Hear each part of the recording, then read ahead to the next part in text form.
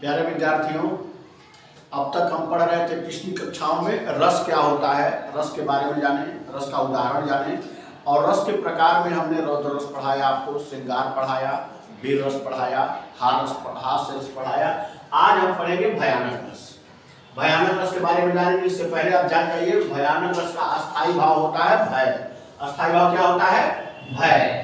भय के बारे में जानेंगे। क्या भय कब उत्पन्न होता है? जब कोई ऐसा दृश्य या ऐसा साहित्य जो हमारी आंखों के सामने आता है, जब हम उसको देखते हैं, हमारे हृदय में संचारी भाव और विभाव, संचारी भाव और अनुभाव, विभाव, अनुभाव और संचारी भाव, इन तीनों से होकर वह भय जब परिष्कृत रूप में बाहर आता है तो भयानक रस उत्पन्न होता है। कोई भी साहित्य, कोई भी दृश्य, नाटक या कथा पढ़ने, देखने या सुनने से हमारे मन में जब भय उत्पन्न हो, यही भय भयानक रस की परिणति करता है।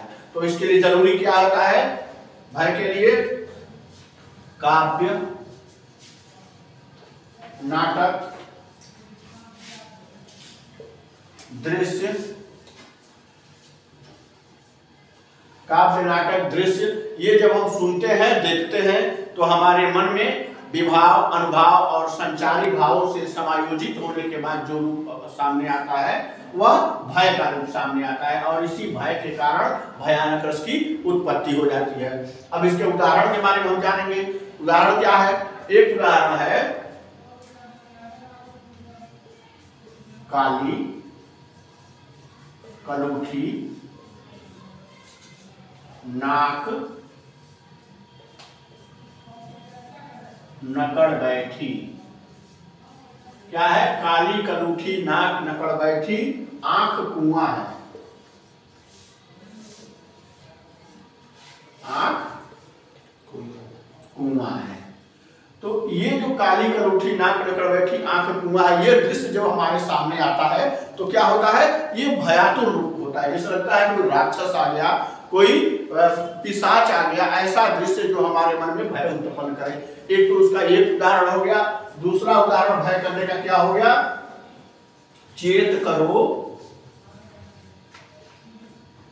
चेत करो, अब चेत करो, चेत करो, अब चेत करो, चेतक की टाप सुनाई दी, चेतक की टाप सुनाई दी। अगली लाइन है कि भागो भागो भाग जाओ, भागो भागो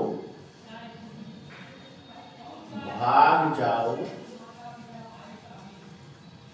क्यों? भाले की नोक दिखाई दी।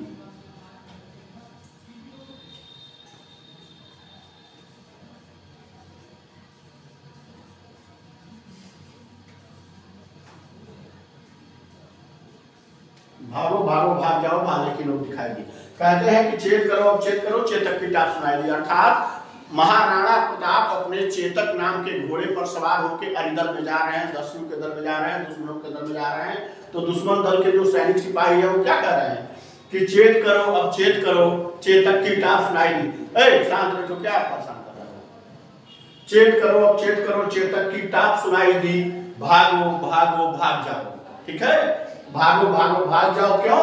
कि भाले की नोक दिखाई दी। अब भाले की नोक, भागने का मतलब यह है कि राणा प्रताप का अरिदल में चेतक पर सवार होकर आना और दुश्मन दल के सैनिकों में भय उत्पन्न कर रहा है।